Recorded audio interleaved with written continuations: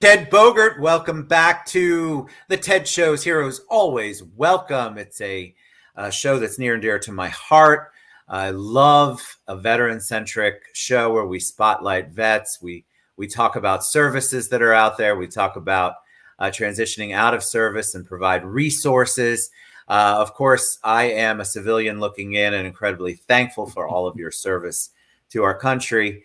And I have my co-host with the most, the one and only just Enrique, singular Enrique. Enrique Acosta Gonzalez is with us with Triad Leadership Solutions. He's my co-host, Navy vet. He'll talk about that in a minute. And our special guest today is a dear friend, an old friend. I don't think he's old, but you know what I mean. Dr. David Baker-Hargrove is with us. Very excited to have him on the show. We've been friends for a while. I miss him at Citrus Club. Maybe we can get him back. But this show is all about providing resources, ideas, you all sharing your journey. And so welcome, gentlemen, and welcome back, Enrique. How's everybody doing? Thank you. Doing well. Yeah. Good. All right. Well, let's get started. Enrique, tell them a little bit, for those people who don't know you, tell them a little bit about you, your service, and how you transition out and what you're doing now. And then we'll spend the majority of the time talking about Dr. David Baker-Hargrove. All right, I keep it short because I'm interested in David's story, but Enrique Acosta Gonzalez, 26-year Navy vet, retired as a command senior chief for the meteorology and oceanography community. I am currently the CEO of Triad Leadership Solutions and just can't wait to get to hear David's story. Well, I love that. He must be really interested, David, because that's the least amount he's spoken ever on the show. So, but he'll get you later. Trust me, he'll have questions. All right, David, I'm super excited. You have a great bio. You have a great story. So give us the 411 as much as you'd like to share about Dr. David Baker-Hargrove, and I'll just call you David from now on. That's fine. Yeah. So again, thank you for having me. This is really quite an honor to be on your show. So I'm very excited about that. So I was in the Navy a really long time ago because I am old, even though I don't look it. I was in the Navy from 86 to 95. And so I was going to make the Navy a career. That was kind of my plan, Master Chief. But I ended up finding the love of my life. And back in 95, it still really wasn't cool to be married to a man if you are a man.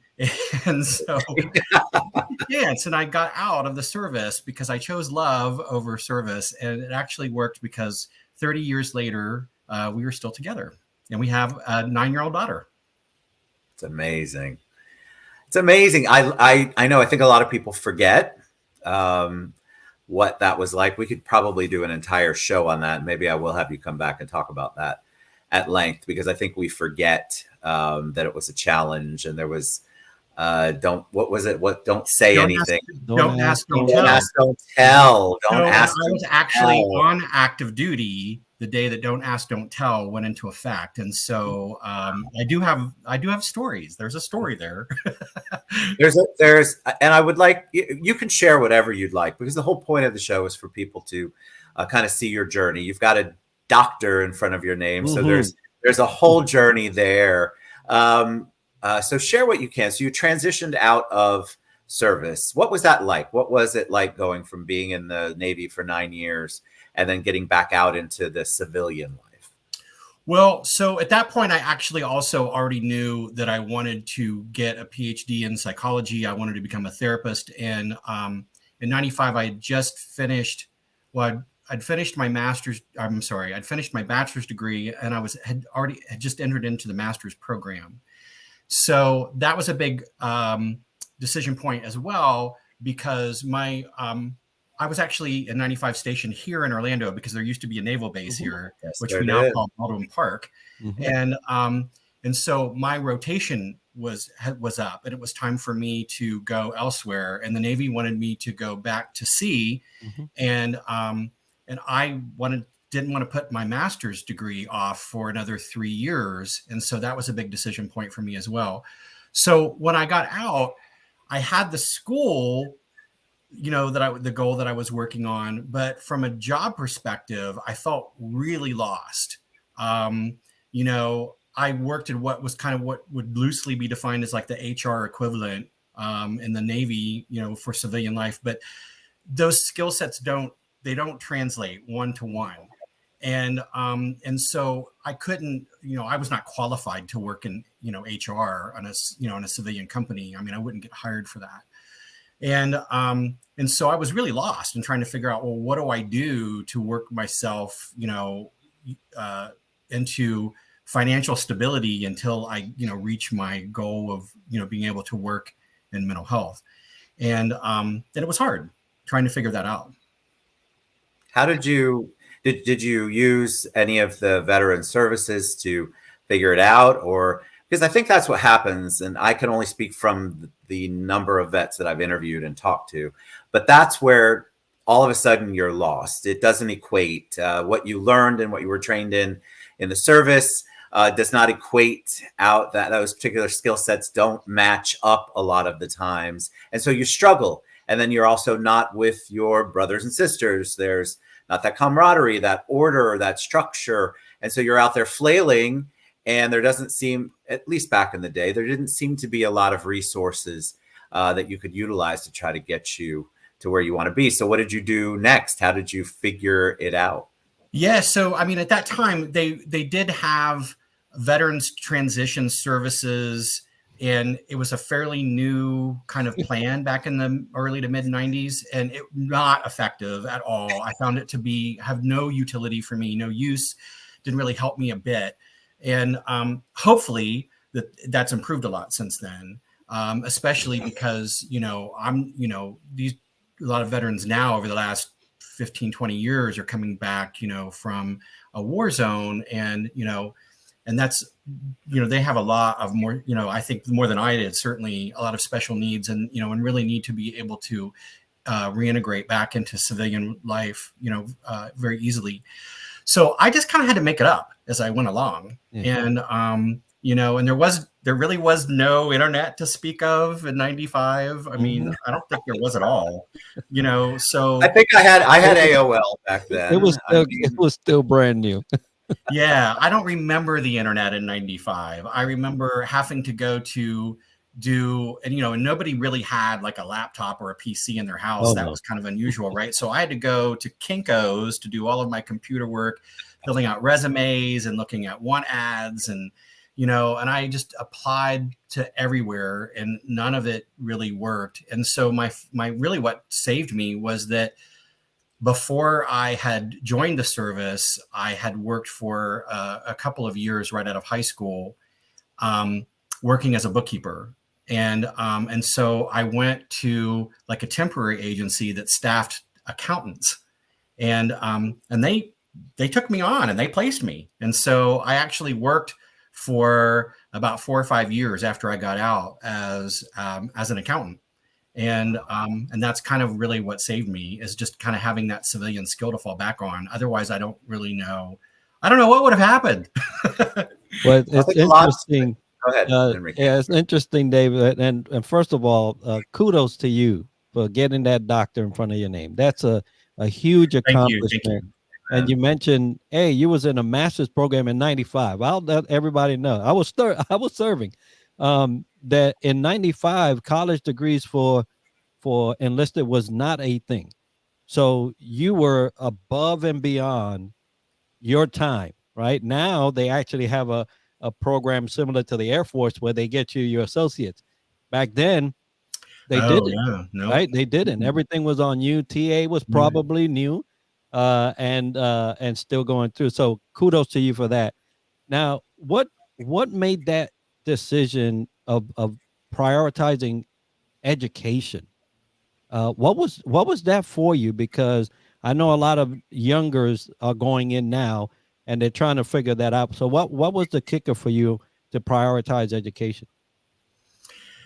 Well, I mean, I had realized that it was something that I wanted to do, and there was really only 2 pathways to do it. There was a program in the Navy, a specialized officer candidate program that for enlisted people that you could apply, and become a Navy psychologist. And that was one path, or the other path was to get out and kind of go it on my own. And, and just, I think there was kind of a perfect storm of a lot of things happening at the same time. I had, been in a relationship for about 1.5 years with my current husband.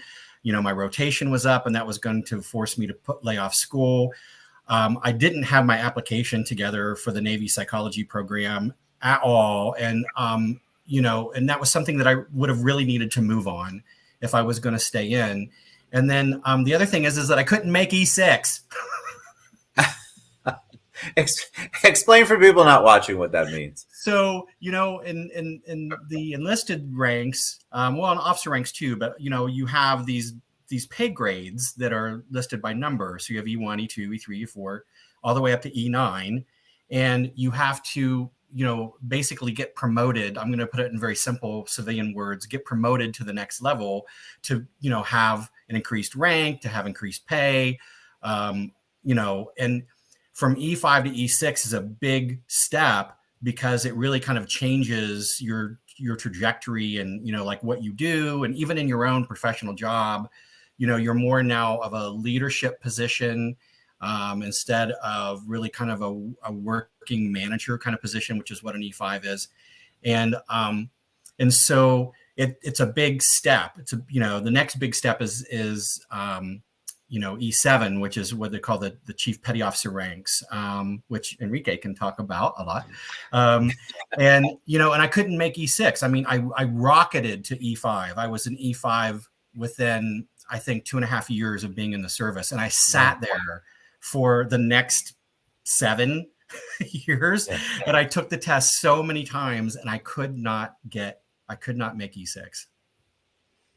It's interesting how that you still remember.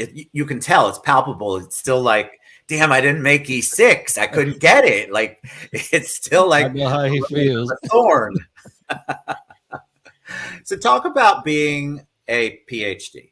So talk about your business, because we have your website scrolling across the bottom there. So you obviously went on and you got your master's and you got your doctorate, and you became a practicing therapist. Tell us a little bit about what happened. Yeah, so I've been practicing in the Central Florida community since the, really the mid 90s. I think it was maybe a year after I got out. I started doing, I started interning, in my degree program. So that's when I first started counseling, and I've, been working in that capacity. I have worked in really a lot of different places. I've had a lot of advantages to that because of the fact that it just taught me so much about, systems and, especially in Central Florida, how things work and how people access to care, and what systems kind of work really well and which ones maybe not so well. And so I've done a lot of that. I also had a private practice. I turned that private practice into, Robert and I, my husband and I, turned that into a community health center back in the teens. We opened on 2015, August 3rd of 2015, and we built that into a $100 million organization. And then last December, we left the organization to have our own consulting business to really work with clients, helping them achieve their business goals and achieving the business of their dreams. And, we have a couple other little things that are sitting around on several burners because we're not really ones to let grass grow under our feet. But it's, so I've had a lot of opportunity to work in a variety of settings as a therapist and also as a, clinical supervisor and manager. And, I have, so it's, I don't know what more I can say about that. It's pretty cool. I made the right decision. Absolutely made the right decision. I love working in behavioral health. I love working in leadership. I love working. I love my husband. I love my daughter. So it all kind of worked out exactly the way it was supposed to. So it's been pretty cool. Yeah, with all the ups and downs that you could have, I'll tell you, David, I'm as a fellow service member, I'm so proud of what you've done post service, and there's so much to be said for going through that period. Now we talked, 95 was not a fun period to be in certain circles, right? Don't ask, don't tell was full in effect, and people had to make some tough decisions as opposed to serving with liberty. And so for you to go from that to continue your educational pursuits to establishing a practice and making it a successful exit and getting into something else that you are interested in, is just something that I'll tell you that I applaud very well. Oh, well, thank you. I agree. Thank I you. think, again, people don't realize what hoops you had to jump through back then to get where you wanted to be in the particular environment that we were in. We should definitely do an entire show on that. But Let me I ask can tell you, if it wasn't for the Navy, none of this would be possible. I wouldn't be sitting here right now because I came from a very, very poor family in Appalachia. I always tell people, not the cool touristy part where, the Dolly Parton Park is. I mean, I'm talking the coal mines. And, and I didn't have any access to anything. No one in my family had ever been to college. That wasn't even something that people talked about. And, and so that wouldn't have been possible had it not been for the Navy, because, they had rolled out the tuition assistance program with the GI Bill. Right. And, and it was because of that I was able to, afford to be able to get my bachelor's degree, because I had to pay so much less for it. And then the veterans benefits really put me through the master's program. And so really the only student loans that I had at the end was for the Ph.D., which still was considerable. But when you consider 3 degrees, right, and 11 years of college, what it could have been, that's something that would not have been available to me. And, and that's because of the Navy, of the service. I wouldn't have had any of that possibility without that. I love the framing of that. That's so important. I love that you framed it that way, because honestly, it's good to hear that, even with what you may have come from in your background, to hear that the Navy was really responsible for getting you where you wanted to be. Let's talk a little bit. You come to us with a unique background and a unique education, especially when we're talking about Jessica Dawson says, thank you all for your service. Especially, I love her. Especially when it comes to transitioning out and trying to figure out an assessment and HR and all of that. So can you give some ideas, maybe, if a vet's out there struggling and trying to figure out what they're doing, maybe they're in the same position you were in, thinking none of this translates, what in God's name am I going to do now? Can you give them some tips, or maybe some resources, or some ideas off the top of your head as to what they might be able to do in order to take that next step? Because it's really one step at a time at that particular point. So can you maybe give them some insights with all of your knowledge and background? Yes. So, obviously the great gift here in, 2023 is that we have the internet, which has a plethora of expert advice everywhere, which is, for free in most cases. And, and I think one of the biggest things that Robert and I talk about when we're working with clients who want to do a career change is that you have to think about, what skill sets transfer. And, and so even though there's not a one-to-one kind of role exchange between, military jobs and civilian jobs, but you still can, kind of get more on a granular level and kind of see about, well, what skill sets transfer, and so, the reality is that I had, great organizational skills. I had, the ability to, do a lot of document management and, and working with, sensitive information. I mean, that's just off the top of my head, but, I could probably, when I sat down and thought about it, and so you think about, okay, so how do you dovetail that into when you're applying for a job, when you go on Indeed, and so what are you looking for, and so even if you worked in some sort of really technical field like electronics, or you worked in a more mechanical field, like even, you have to think about, what basic skill sets that you gained from your military service, and just look at those and see how those in itself can transfer and translate into what the civilian jobs are, and not necessarily equivalent job, but but some that require the similar skill sets that you had to employ. Yes. And you mentioned something earlier about when you came out, you went into something different, accounting, right? And it set the motion for 5 years. It's very important for those veterans listening, veterans that are about to get out, to understand that you may be in something different for a short term, but you have to be able to accept that and use it to your advantage. David, you obviously took that. Hey, it might not have been my direct field, but you made it work for 5 years, and then boom, you started down your journey. So thank you for sharing that. And that's such a great point. Enrique, to really highlight that you may, have to change your trajectory and what you're doing occupationally. And I think that is a common trap that a lot of us getting out of the service can fall into, is that we're so used to being in this kind of role, and we have to find how we fit that round a circle into the square peg. And I think you bring up such an important point, is that may not really be what the answer is. The equation is looking at something different. And I will tell you again, because the universe looks out for me, I guess. But, once, really knowing accounting very well after coming off of that job as a corporate accountant for a large hotel system, when you're the CEO of $100 million company, it really helps to know your accounting. Oh, yeah.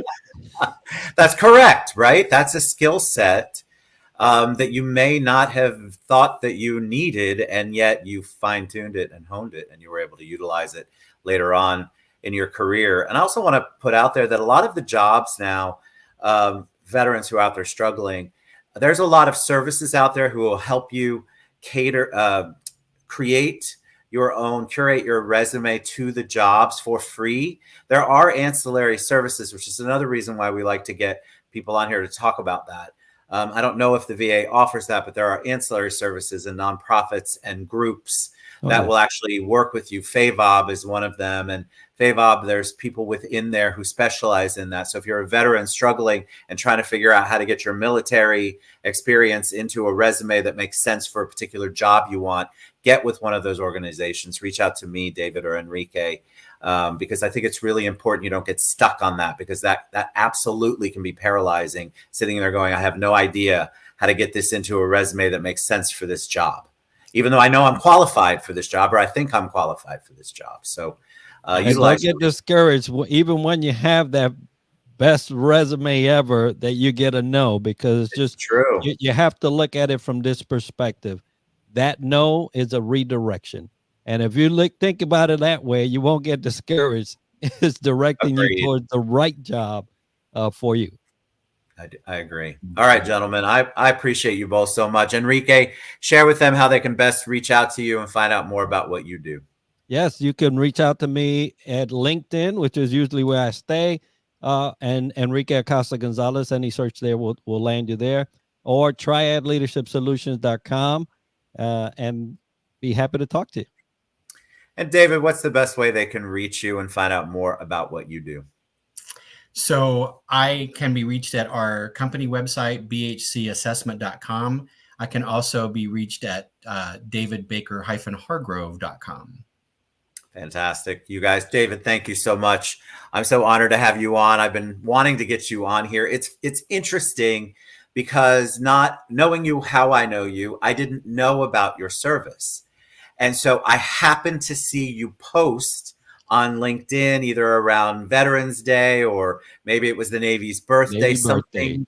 Yeah. And I pay attention to that because it's not a question that you ask all the time. And if you don't have it in your bio, you don't know. But it's so important to me as a civilian, but also to try to get the word out to vets so that they can see the different options and how people's lives are turning out outside of the service. So thank you both for your service. Thank you both for being on the show today. We'll be back next week. You guys don't get discouraged. There's lots and lots of opportunities out there and really good human beings who want to help you. and help you get to your next level, whatever that is. And that's my dog and the mailman. So we are going to head out. Thank you guys. Have a good one. Bye, everybody. Thank